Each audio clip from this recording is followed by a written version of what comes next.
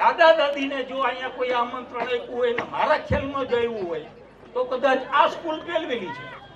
આવું મેં ક્યાંય સાંભળ્યું નથી. પેરેન્ટ્સ મીટિંગ હોય, આ બધું ચાલતું હોય, પણ ખરેખર મારે આજે ઘણું બધું કહેવાનું છે પણ સમય નથી.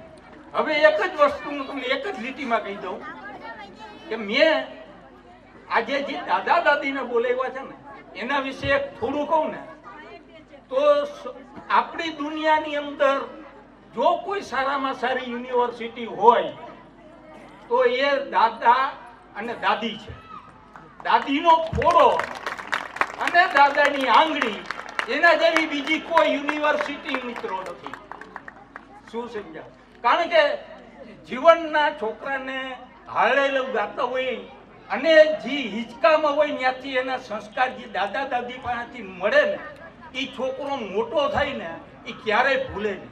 એટલે સંસ્કાર બધી વસ્તુ હજી મારે ઘણું બધું કહેવાનું છે પણ આજે નથી કહેવું. ફરી પાછો ક્યારે ટાઈમ મળશે ત્યારે હું એના વિશે ચર્ચા કરીશ.